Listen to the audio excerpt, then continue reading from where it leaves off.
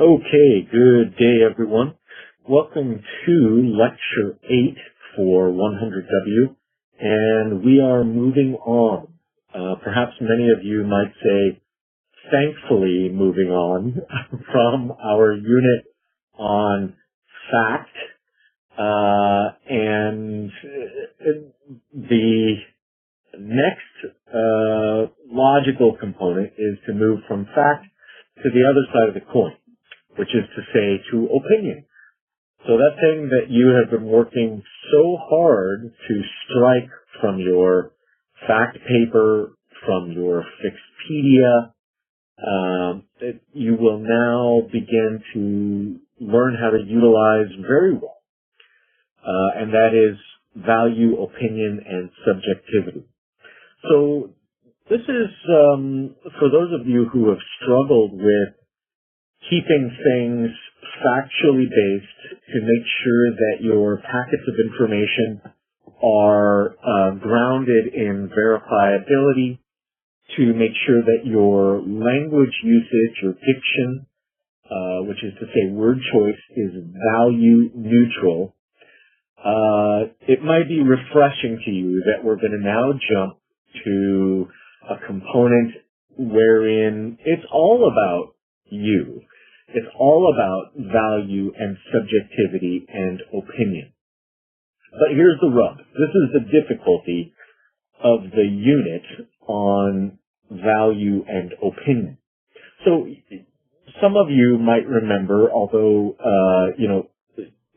some of you have not encountered this problem early in the semester, but with the case of the spelunkers, some of the feedback provided on some essays was that you cannot utilize first person in a researched collegiate level essay. I'm now going to modify that quote-unquote rule somewhat in the sense that first person is appropriate to use under particular circumstances. And the under particular circumstances part is a huge caveat, meaning we may only use value, opinion, in first person, particularly when the conditions are satisfied that account for this problem that I'm about to describe. When we use first person, or if we were to use first person improperly in a researched essay, I think, I believe, I feel. The skeptic would rightfully say in response to us, well, what do I care what you think, what you believe, or what you feel? So the inherent weakness of the use of the first person is, particularly when it comes to persuasion, which is the entire wrapping paper around the box of this course. It's all about trying to be it's trying to maximize our persuasion. Sorry, I'm tripping over my words this morning. When we're looking to be persuasive, if we say, well, I think you should do this, or I think that chocolate ice cream is the best flavor of ice cream, the cynical respondent would rightfully say, well, that's not persuasive to me because I don't care what you think. It's only under very particular conditions where maybe somebody has either a relationship with you where they care about what you think on that basis and therefore are influenced or persuaded by what you think, or if you have attained such status in your education and credentialing and so on and so forth that people respect your opinion because you have garnered such experience within your field. So then people value what you think or you believe or you feel. So those two categories of the use of the first person, where you know the audience on almost an intimate basis, and or where you are such an esteemed expert in the field that people value your personal reflections. Those are really the only two sort of safe or easy ways to use first person, other than what I'm going to teach you about today. Okay, because those two circumstances that I just explained don't apply to 99.9% of the writing that we're going to do. In other words, I don't have such a relationship with most people that I write to on a professional basis that they are going to value my opinion. So I can rule that out almost 100% of the time. And similarly, for example, while I have been a professional within my field for the last 15 years, and I like to count myself as an expert within that field, I have a doctoral degree in that field, I have not gained such status and infamy that people will necessarily fall over themselves to be persuaded by my opinions on something. So it rules out my ability to write saying things like, well, I think we should do this, or I feel that this is the best way to go, or I believe this is the proper course of action. It's just not really practical in terms of persuasive writing. But luckily, we have a guide on our journey into this module on value, subjectivity, and first person. And we're going to tackle the latter of those three first in today's lecture. So we're going to focus on first person right now. And then we'll talk a little bit more about value and subjectivity in the latter part of the lecture. In a piece that is currently on the modules page, written by former Senator Evan Bay, he writes, why I am leaving the Senate. And I'm going to go there now by sharing my desktop. You can follow along because I've made some highlights in this document that you might find illustrative. Okay. So here we go. This is Evan Bay, former Democrat out of the state of Indiana, writes about why he's made the decision to leave the U.S. Senate. And while it's meant to be a personal piece, if we reverse engineer, because certainly while this may not be academic writing in the classic sense of the word, he's a senator. He's also trying to be highly persuasive. And this is a letter, an open letter, if you will, written to a group of highly educated and sophisticated individuals. And for that reason, we're going to surmise that the same rules apply vis-a-vis persuasion as if this were an academic or collegiate essay, because it's for a sophisticated audience, it's for the purposes of persuasion. And so when Evan Bay writes a piece using the first person, we want to figure out the hows and whys of how does he use the first person, and also how does he not use the first person. What are the rules that we can deduce or infer from his usage here? So let's go through, and I've taken the liberty of actually highlighting the use of the first person that I have seen. So the first one starts down in paragraph 5. While romanticizing the Senate of yore would be a mistake, it was certainly better in my father's time. My father, Birch Bay, represented Indiana in the Senate from 63 to 81. yada, yada, yada.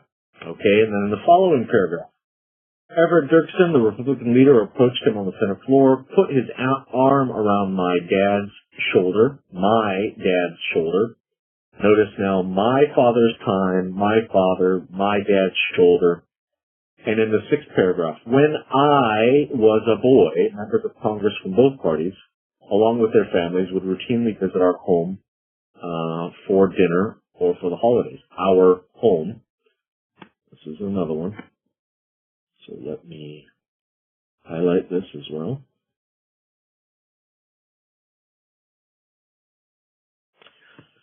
And we continue on. I'm beginning my 12th year in the Senate, and only twice have all the senators gathered for something other than purely ceremonial occasions. The first during my initial week in office. We'll come back to this piece in green in just a minute. I'll tell you why I've highlighted that.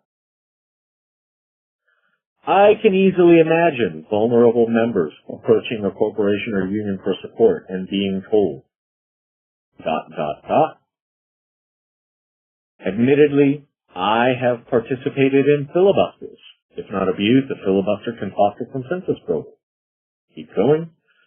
More green. In my final 11 months, I will advocate for the reforms that will help Congress function as it once did, so that our generation can do what Americans have always done. Convey to our children and our children's children an America that is stronger, more prosperous, more decent, and more just.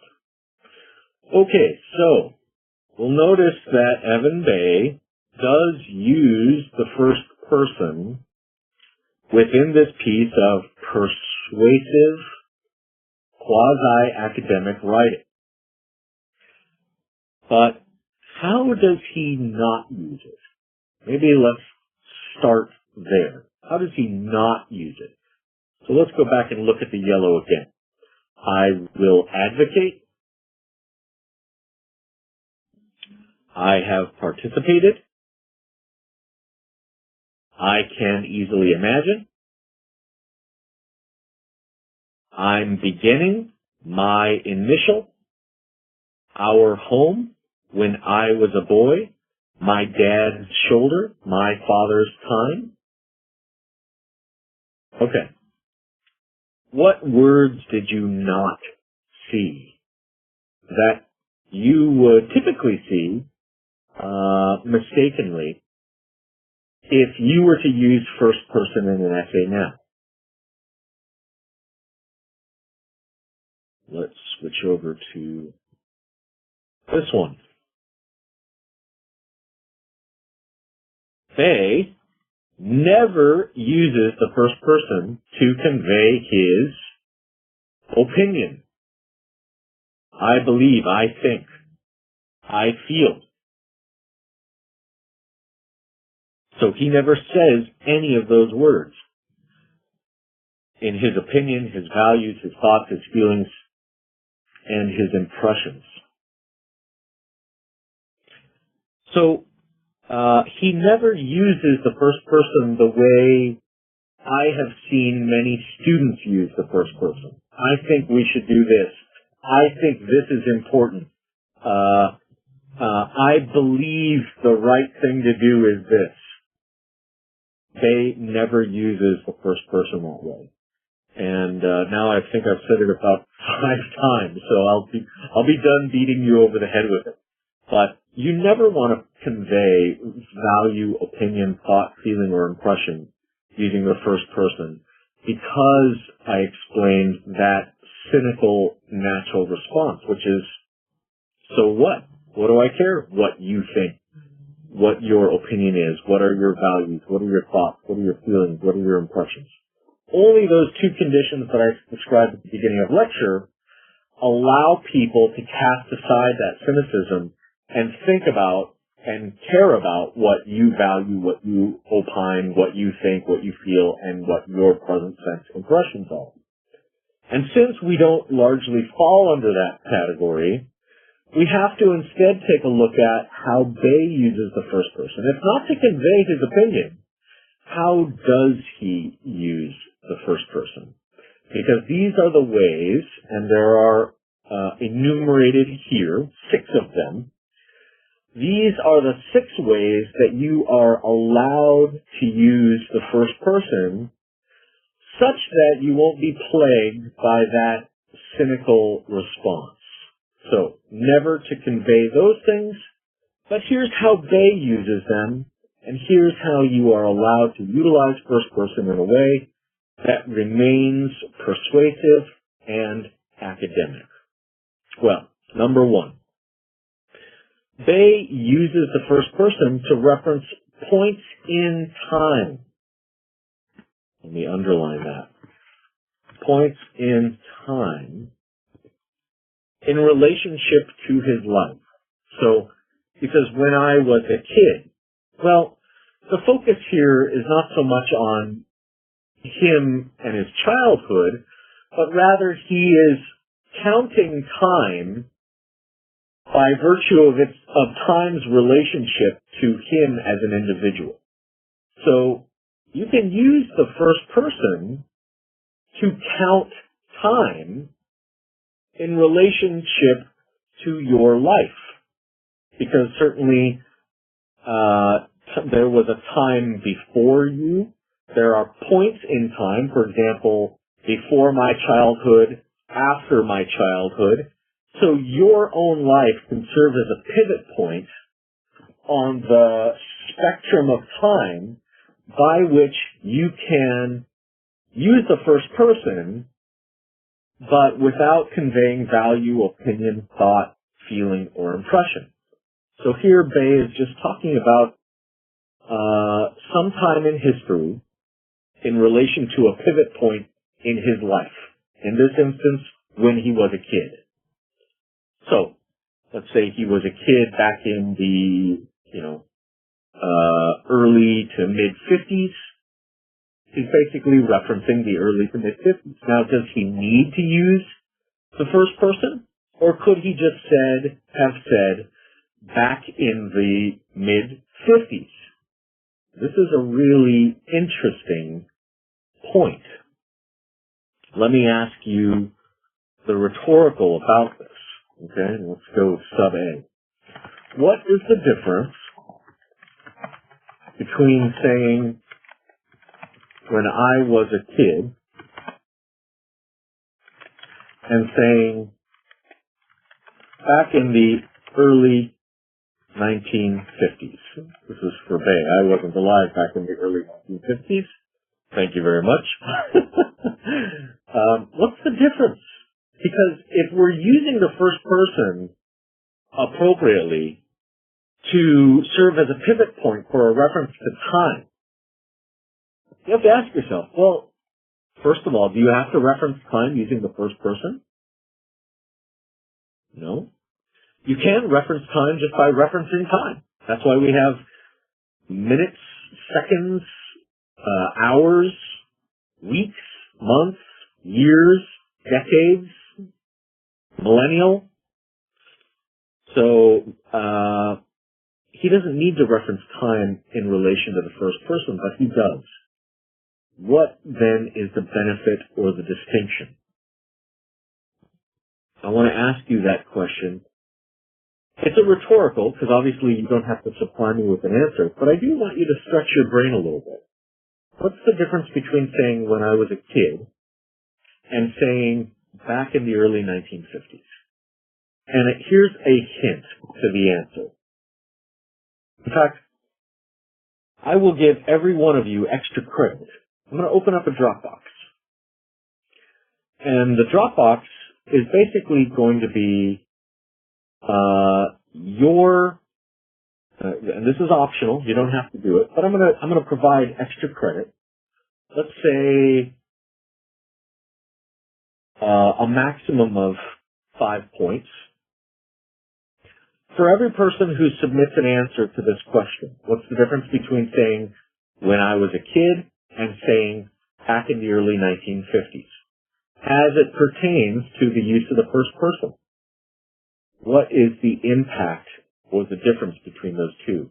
In other words, why did Evan Bay choose to reference time using the first person rather than simply choose to say back in the early 1950s.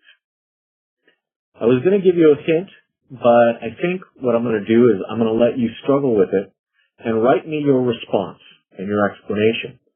And for those of you who did it, I will give you extra credit, and you may try nonetheless. You will not automatically get extra credit.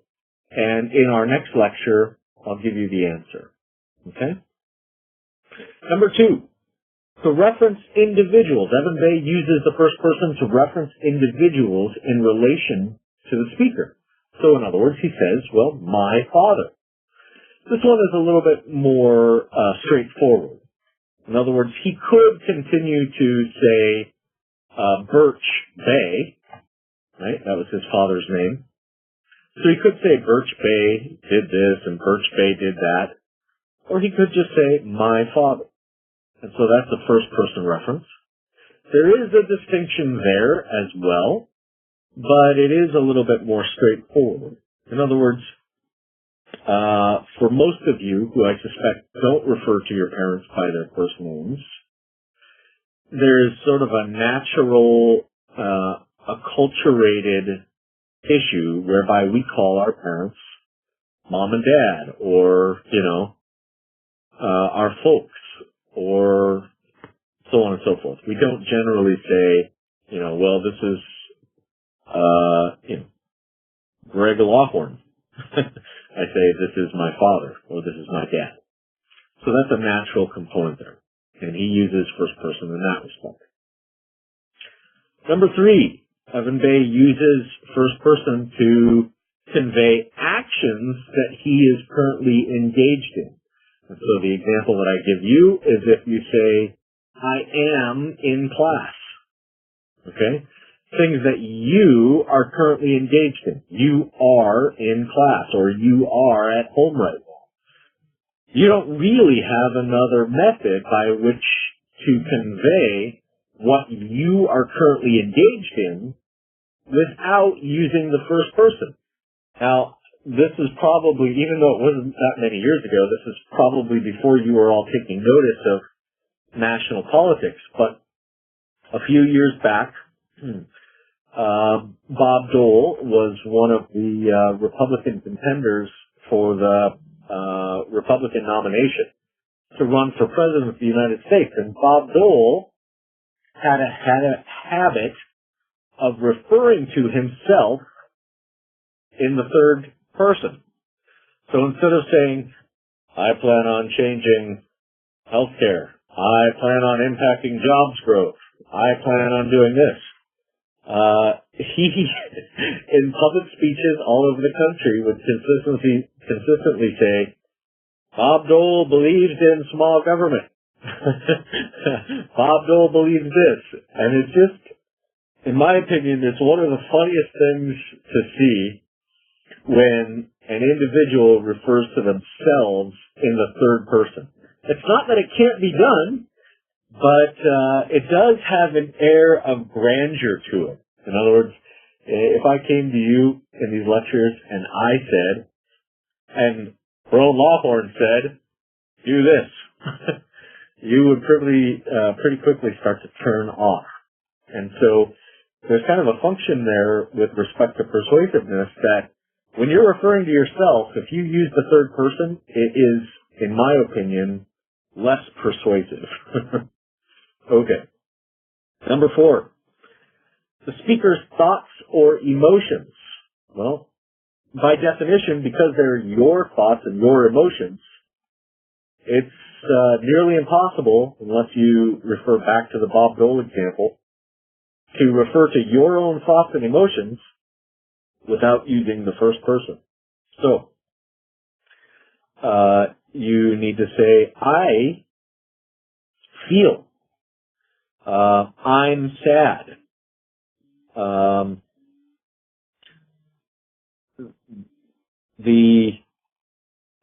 Now, let's go back down here. I want to distinguish between number 4 here, because I said the speaker's thoughts. And I'm going to highlight that word. And then I want to highlight this word, okay? Because, and I'm going to put this one in red. So here we have what seems to be a contradiction. Evan Bay uses the first person to express his thoughts or emotions, and then I tell you down below that he never uses the first person to convey his thoughts. Well, let me break it down into a specific example.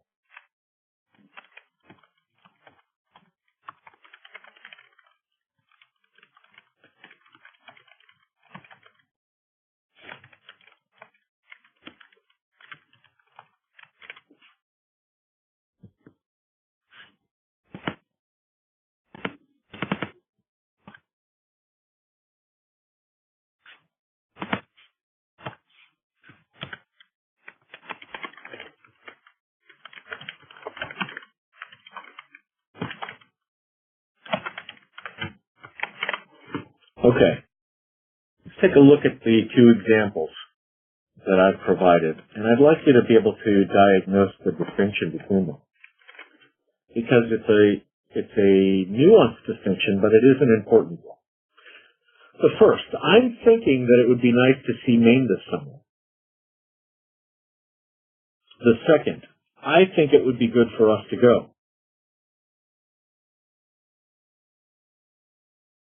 What do you believe is the distinction between those two sentences? It's fine. It's nuanced. You're going to have to put on your thinking cap for a moment. The first is not an attempt to persuade. It is a conveyance of present sense impressions. Okay? Thoughts.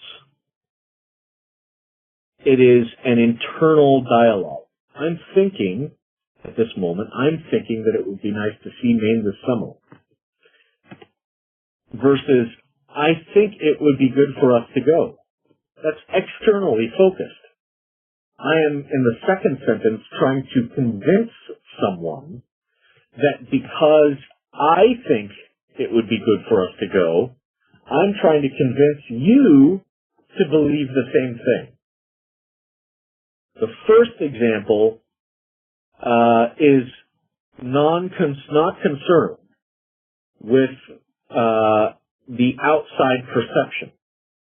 It's just taking stock of what is in your mind at that moment, but there is no persuasive intent. I am presently thinking it would be nice to see Maine this summer. That is what is in my head at this moment in time. It has nothing to do with you or how you perceive it or whether you want to go or my desire to convince you. It's just what I am currently thinking. The second one that he doesn't say is, well, I think it would be good for us to go, or I think,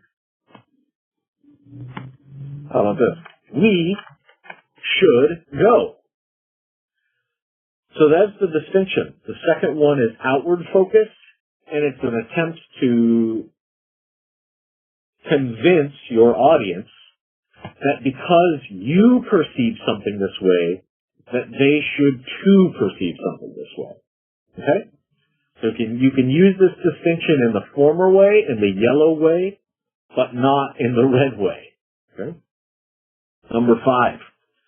Evan Bay uses the I statement, the first person, to reference events that happened to the speaker in the past. Now, let's differentiate number 5 from number 1, because I said number 1 was about a point in time, and you'll notice I underlined and emboldened that.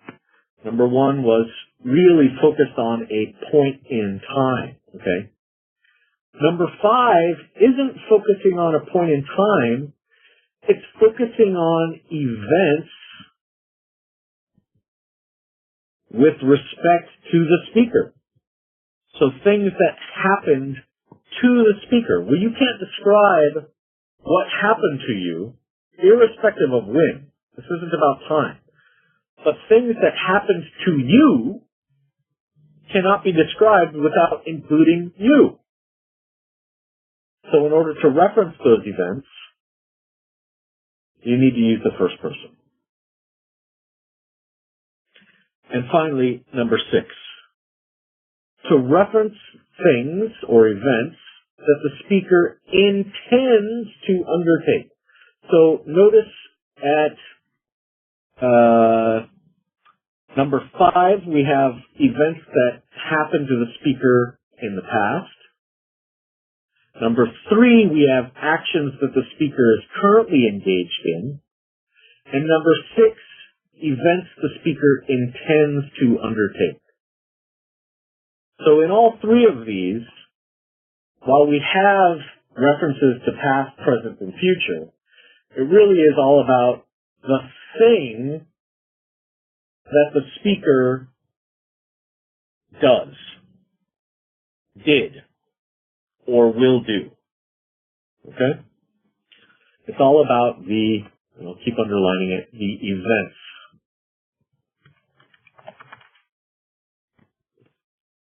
Okay?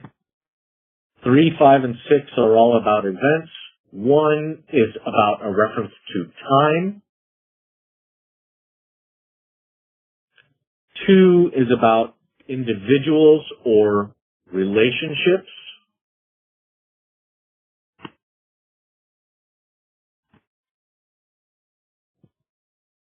There we go. 4 is about internal thoughts or emotions that are not intended to be persuasive or even necessarily shared. All right.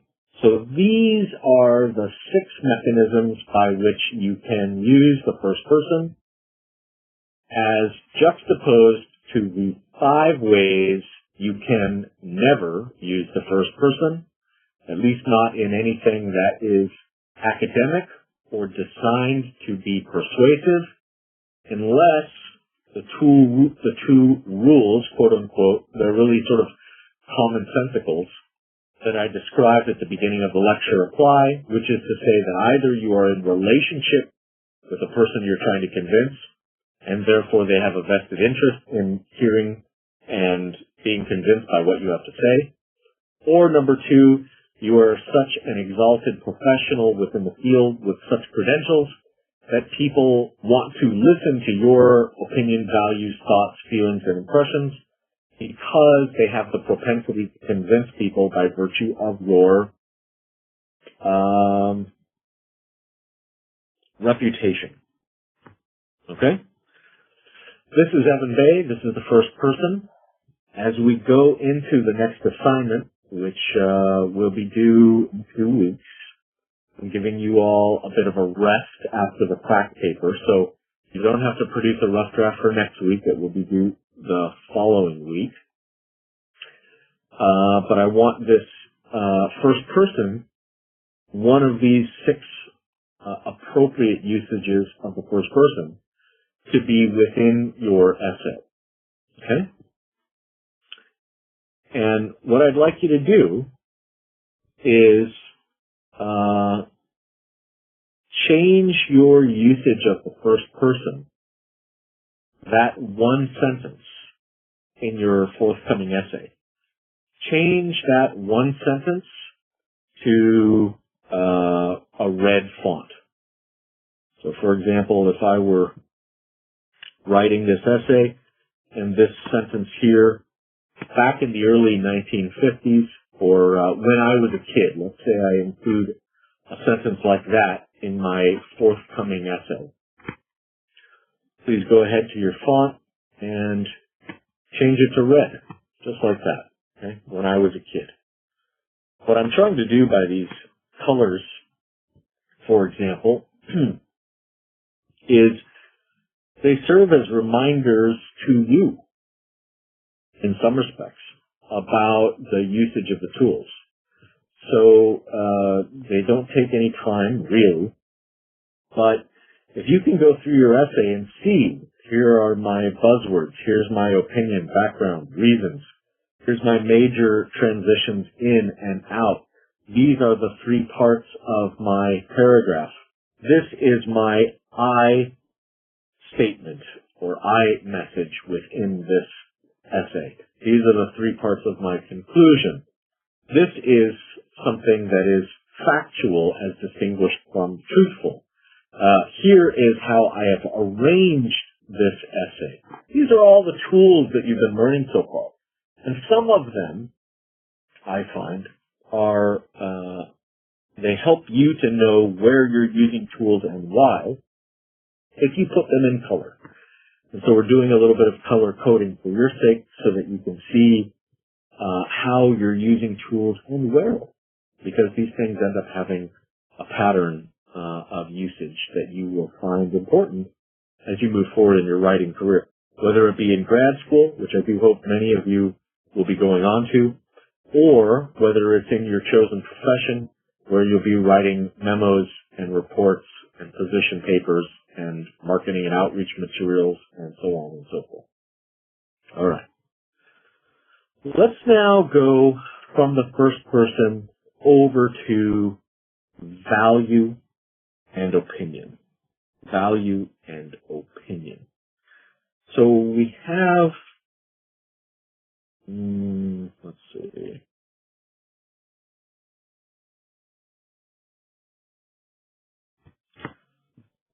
Let's see if I can bring this up.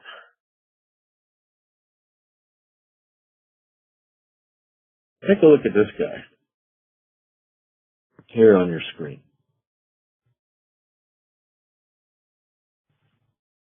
David Foster Wallace. The PowerPoint wasn't created by me, but was created by the 100W coordinator.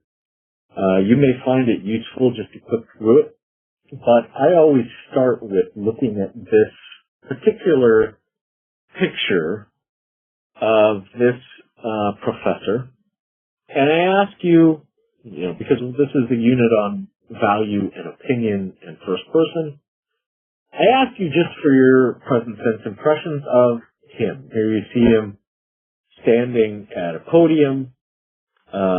He's got a wry smile on his face. He's wearing a white bandana. What are your present sense impressions of him? What kind of person is he? Well, when I first looked at this photo, I got a sense that this is a man who does not conform to convention. It's a man who follows the beat of his own drummer, in my opinion.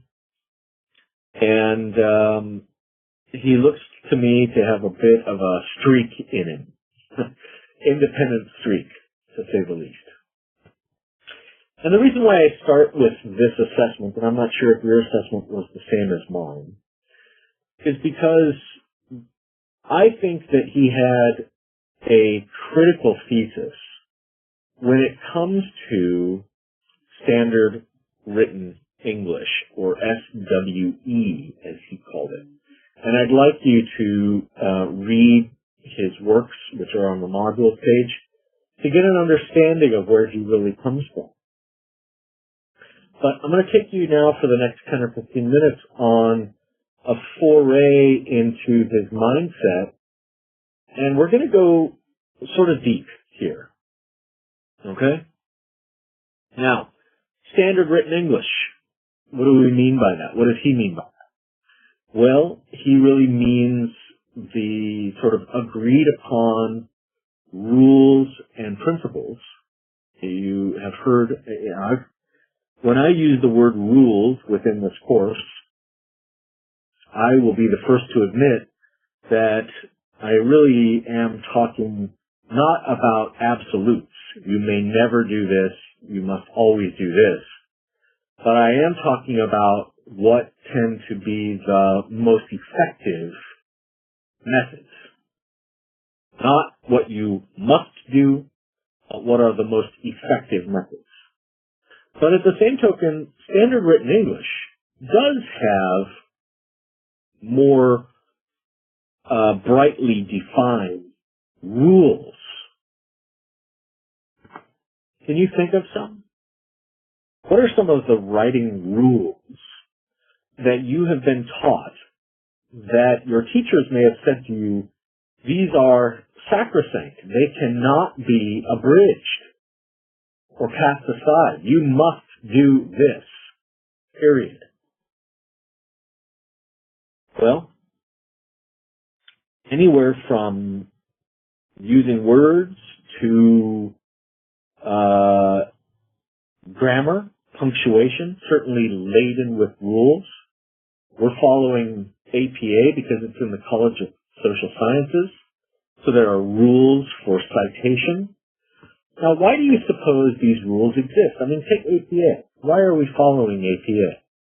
Well, as I said, APA is in the College of Social Sciences, the field of social sciences. And essentially what you have is an agreement amongst professionals within the field of the social sciences to say, this is how we want to communicate with one another, because writing is simply communication. So if we then take the rules of writing to be like street signs, let's analogize writing to driving.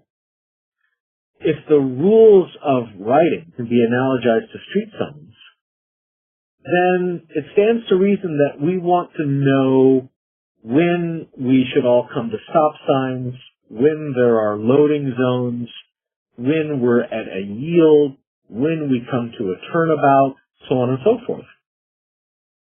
And that's what essentially systems like APA or Chicago or Blue Book or so on and so forth are. All these conventions of writing are just like the conventions of driving. They're designed for ease of use and efficiency. Well, not ease to you, the writer, because some of those rules can belabor writing. Writing without rules is freedom, right? That's why they call it a free write, which we talked about, before the second lecture. And what is the utility of a free write? Well, we didn't use it. We used direct writing instead, because the free write, the only rule of free writing is don't stop writing. And while you can get wildly creative with that, you might call it anarchistic writing, we all prefer to conform to a set of rules and conventions in writing because of the efficiency of communication, that we all have to have guideposts and agreements that the majority of us adhere to, so that we know sort of what to look for, how things are proceeding, and it creates an efficiency of communication. That's what writing rules are. Well, standard written English, meaning all the written system of writing, according to Wallace, also conforms to a set of rules.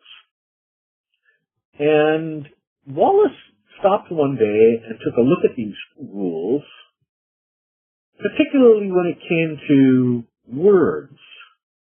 And he asked sort of this question: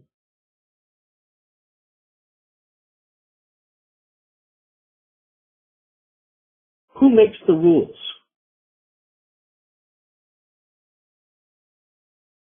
Who makes the rules of writing?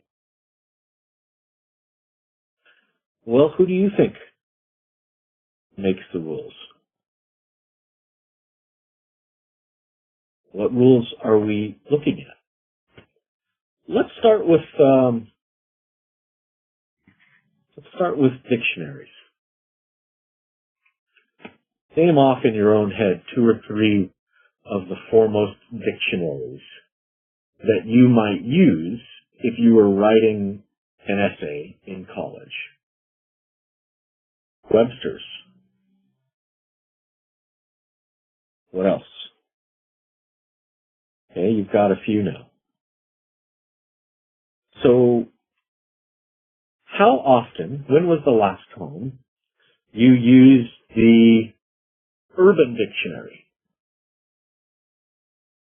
in writing a paper for college? Some of you might have said recently, but the vast majority of you are going to have said never. So Wallace looks at that dichotomy and he asks, well, why is it that one dictionary is the standard for written English and another dictionary is one you have probably never used for an academic essay? Why is that? What he determined was it's not by accident. Because, and here's his thesis, the people making the rules have made the rules in such a way that they build into the system an inherent benefit to themselves. Let that sink in and let me put it another way. And I'm going to put it in the way that Wallace would have put it. You have educated, older, white men who have formulated the rules for standard written English.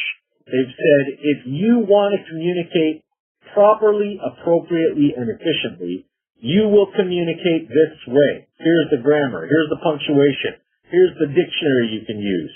This is how you form a sentence. This is all of it. This is how you communicate. Now, let me ask you, who do you think communicates like that? Well, first them. This is how they communicate. And they have ascended to power, so they have created rules for everyone else, which have filtered down, that codify those things that they do. So they've said, if you want to write efficiently, write like us. If you want to communicate efficiently, communicate like us. Well, David Foster Wallace sat down and asked, who died and made you God? Who made the determination that your standard written English, the one that benefits old, educated, white, wealthy men, who says that that is the best or the most efficient or the most artful or the most opinionated or the most persuasive? Who told you that you had the right and the ability to codify standard written English? Why do we use that dictionary or those three dictionaries and not the Dictionary of Urban Slang? And so Wallace essentially said that English must be perceived of as a system of politics. In other words, there is no tablet written on high, so to speak, that gave us the rules of writing. There's nothing set in stone. It is all up for debate. All of it. And if it's up for debate, then Wallace asks, why aren't we debating it? Why do most of us accept the rules as they currently are? Accept the rules that were handed down as though they were written on stone tablets? Why don't we write the way we want to write in order to achieve our own standards? Why don't we use other words, other dictionaries, other rules? So you can see, first and foremost, in Wallace's thesis, that he values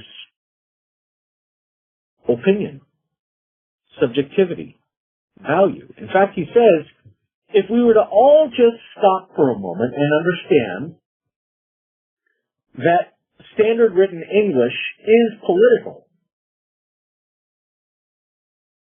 It is not fixed.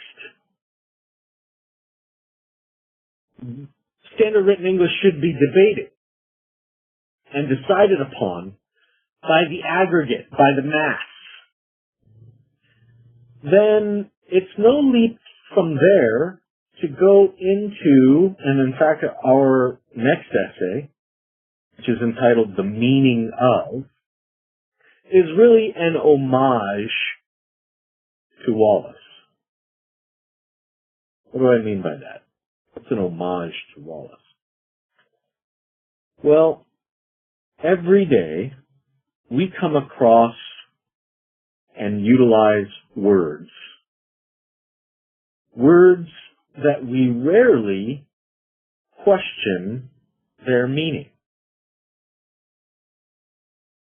Now you've just spent, and there's a reason why I juxtaposed the fact paper that you just finished with the meaning of paper, and that's because in the fact paper you were going through that essay and looking for subjective words so that you could hopefully eliminate them. And it was for that reason that you got pretty good at identifying what subjectivity looks like. Oh, well, this word is subjective. I can't use that. But now I want to utilize your newfound skills in honing in on subjective words. And I want you to really run with Wallace's thesis. Because if by definition something is subjective, then that means it can be defined in a number of ways. And therefore, and here's the big piece, we don't have to define it anyway. We don't have to define it anyway. We can define each and every word according to our own subjectivity, our own experiences, our own values. We don't have to let that group of single, white, older, privileged, educated men be our dictionaries. Your experience is just as valid as theirs. And, says Wallace, when we engage in this degree of thinking and challenging and debating and pushing, ultimately we would no longer have a distinction between Merriam-Webster's dictionary and the Dictionary of Urban Slang. Because those two things right now are on equal footing, at least pursuant to 99% of the population. They have different values. Why? If they're all words, why does one word have more value than another? Why does the word the or have less value than the word respect? As Wallace might have said, why do the words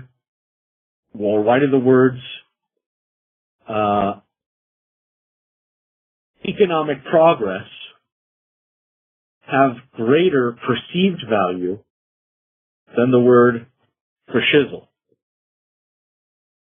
Or one of the most popular words to make the dictionary officially last year, one of the most popular words of recent times that actually earned a spot in the big boy dictionaries, selfie.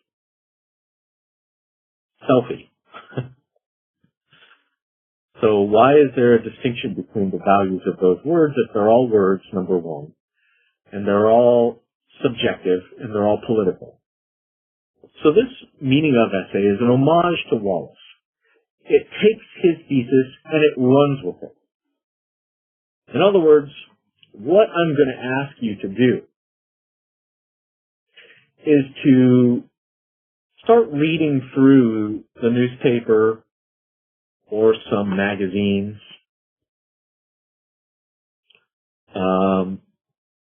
websites, and I just want you to read some short articles, opinion pieces tend to lend themselves particularly well to this assignment.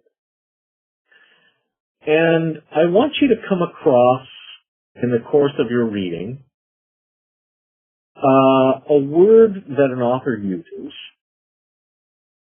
that you, number one, you think, I don't agree with the attributed or inferred definition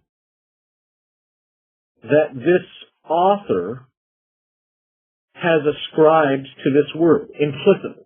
Obviously, in the piece, in the website, in the opinion article, in the newspaper, in the magazine, the author isn't going to give you the definition explicitly of the words he or she is using. But in the context of the entire article, the author is going to give you a sense of what he or she means by particular words he or she is using. Particular subjective words. Subjective words. Not value-neutral words, but highly subjective words. Because the author will be implicitly defining those subjective words through the context of his or her piece. Magazine, newspaper, website, op-ed, so on and so forth. So what I want you to first do for this next essay is to start reading some of those sources, looking for highly subjective words where the author has implicitly defined a word through the context of the essay that you disagree with. You know what? I think the author is dead wrong. He or she is using the word to mean this, and that's not what I think the word means. I'm going to engage in the type of political dialogue and speech that Wallace urges us to engage in, which is that I'm going to exercise my right to change the meaning of a word. This is why this essay that you're going to produce is called The Meaning Of. Because you are going to be persuading me as to the meaning of a word. It's not just any word. It's that you are essentially, and let's go back to Halasek and the 6 facets of audience, you are going to be engaging in what Halasek described as the previous audience, those who have written about these things prior. When you go through this newspaper article, magazine, website, op-ed piece, and you find a subjective word, and you identify how that author implicitly defined the subjective word through the context of the entire piece, and you disagree with that word, then you're going to go about proving to me what the word really means, quote unquote, and that is what it really means to you. In other words, the author has defined that word through his or her usage in the piece, and now you're going to engage in almost a type of dialogue, not literally, but you are engaging the previous audience, i.e. the author of that piece that you found located. You are engaging that previous audience in what the meaning of that given word is or should be. Because they will have defined it implicitly in context in one way, and you take umbrage with that. You disagree with the way that author has defined the word implicitly in context.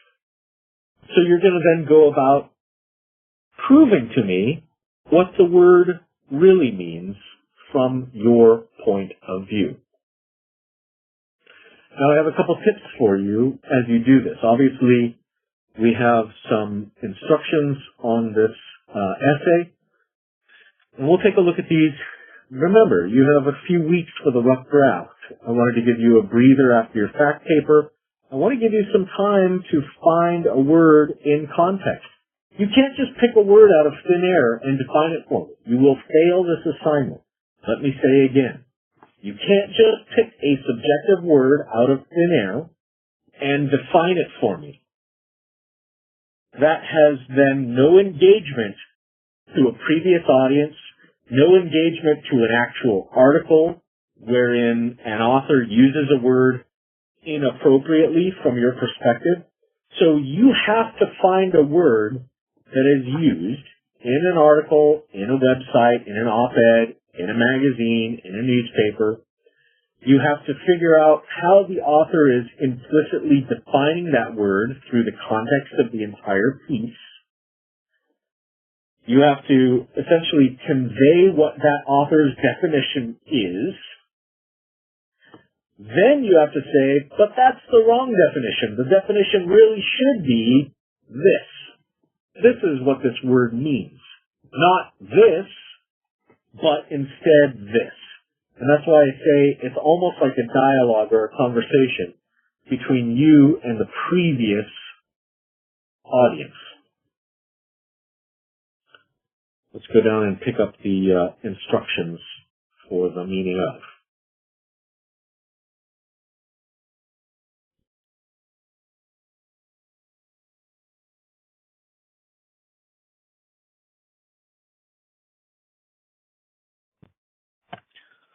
Okay. Identify a specific instance. Okay, so this isn't, again, just trying to define any random subjective word. But you're looking for a specific use of a word in another source. I'm going to require, by the way, that you quote and cite that source. It has to be a verifiable source and a verifiable word from that source. I use the word mercy. Okay, mercy is a highly subjective word. And in the context of this example, I found the word because a family of a man who had murdered his sister. He had murdered his sister because allegedly she had had relations prior to marriage. And he called his act of killing his sister a mercy killing. In other words, he used the word mercy to describe compassion. In other words, he was being compassionate to her when he killed her. Right? Now I read that and I think, well, that's not mercy. You just killed her. Therefore, in this instance, it's not the author of the article, but it's the family member who used that word mercy. I am taking umbrage or taking exception with the way they define mercy. I think, quite frankly, their definition of mercy is wrong. So, my essay begins, it says here in the third paragraph of the instructions, begin your essay summarizing the example. In other words, what article or op-ed or website or so on and so forth did you find your word in? What is the context of the entire article? How does the author implicitly define this word? What is the word and how is it defined according to the author's contextual writing? Why is this argument incorrect from your perspective? And what should the word really mean? Okay, what should the word really be defined as? And this is now according to you. And then you're going to go about spending the rest of your essay proving your definition of that word. Now, how do you prove the definition of a word? Well, you appeal to others who have used the word in the same way that you believe the word should be defined. Let me say again. You end up proving, quote unquote, that you are correct in your definition of the word by finding others who similarly define the word in the way you define it. I want to highlight an example from last semester that came up because I want you to begin to get a sense of where to look for your supporting documentation, because this essay does require a minimum of 7 peer-reviewed sources. So a student calls me up last semester and says, I'm having a real difficulty finding peer-reviewed articles that talk about a definition of the word. I said, well, let's start with this. What is your word? She said, my word is efficient. Efficient. Okay, good. Number one, that's a highly subjective word. Number two, you're not going to find peer-reviewed articles that say, well, the definition of the word efficient should be this. Never going to find that. So I think people take a quite literal approach to their research on this essay. And so instead I said, well, what do you mean by efficient? What do you think the word efficient means? And she shared with me her meaning of the word efficient, and she shared with me what the original article, how the original article used the word efficient. And I said, look, let me do a piece of research along with you online right now. So we went on WebEx and Canvas together. And I came up with an article, peer-reviewed, that talked about the new process of manufacturing dishwashers. And she looks at me like I'm crazy. She goes, what are you doing? I'm researching how to define efficient. I said, yeah, but you are thinking far too narrowly about this. You're not going to find a peer-reviewed source that says this is how efficient is defined. What you're going to find are thousands of people who use the word efficient in the way that you also want to use and describe and define the word efficient. So here we come across this article about the manufacture of new dishwashers. And lo and behold, in the article, which is peer-reviewed, I don't know how a peer-reviewed article on dishwashers emerges, but suffice it to say, this article talks about how dishwashers are exceeding our cultural expectations for the use of technology. And what it describes is that people still rinse their dishes before they put them in the dishwasher. And this peer-reviewed article on dishwashers said that is not an efficient process because modern-day dishwashers don't require rinsing of dishes prior to putting them in the dishwasher. They have built-in garbage disposals. They have sanitizers. They have all sorts of things that essentially allow you to put a profoundly dirty plate or dish into the dishwasher without rinsing it, with still all sorts of food on it, and it'll come out of the dishwasher cycle clean.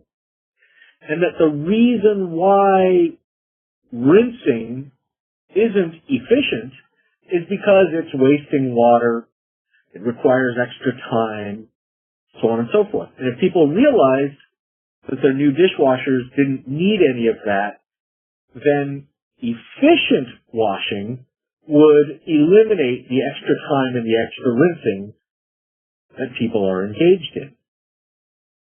Now, her definition of efficiency was a method of producing results without waste of time, energy, and resources.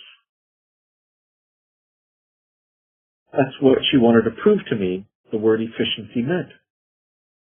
So here, in this strange little article about dishwashers that has nothing on its face to do with efficiency, we find one of her 7 peer-reviewed sources. Because there it is. It's describing what is efficiency versus what is non-efficiency. And so if she can extrapolate that information into her essay as a source of support for how efficiency really should be defined, then she's part of the way there. So when you look for support in this essay, you're going to be looking for ways in which words have been used historically, culturally, mechanically, financially, religiously, socially. You're going to be looking for all types of unconventional ways in which people are actually using that word in the same way that you would use it. And when you find somebody else using the word the way you want to use it, that is proof, right? That's evidence. That's the second part of each of our body paragraphs. And that's all you need. Okay? All right. So, I'm going to put up our Dropbox for your extra credit. Let's have that due by next week. Please check Canvas. Note that the rough draft of your meaning of essay is due in 2 weeks. Please also check the Canvas modules page for the exact date. And if you have any questions following up on today's lecture about David Foster Wallace, about his thesis, which impels us to argue, to engage in a democratic process about standard written English, to not take anything for granted, to make your own path. That's his thesis, and we're going to pay homage to that in this essay. Now, I can tell you one other thing. Who's another beloved writer that I promise you just about every one of us has read, who makes a point of breaking all the rules of standard written English? Anyone? Dr. Seuss. Dr. Seuss. He breaks all the rules of standard written English, and he is a beloved, international, wildly successful man who has taught millions upon millions with profound messaging, and whilst breaking many, if not all, the rules of standard written English. So, if it's good enough for Dr. Seuss, it's good enough for us. That's what I say. So that concludes today's discussion. Value, opinion, and going back to Evan Bay, first person. Please review. Please ask any questions. Please contact me at any time. You all have a wonderful week. Hang in there. On a side note, you're working hard. We're approaching that point in the semester where everyone's energy banks are waning. I just want to encourage you. You're doing a good job. Keep up the good work. We're in the home stretch, so now's the time to finish strong, and we'll talk soon. Everyone, take care.